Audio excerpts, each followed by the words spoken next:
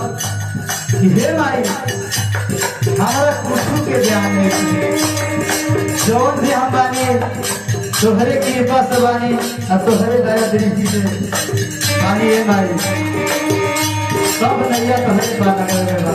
भक्त कहता या वोट बानी नहीं कुछ ज्ञान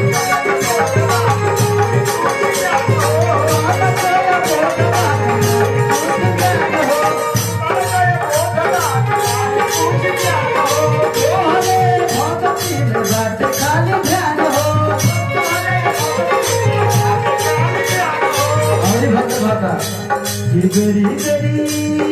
हो गरी गरी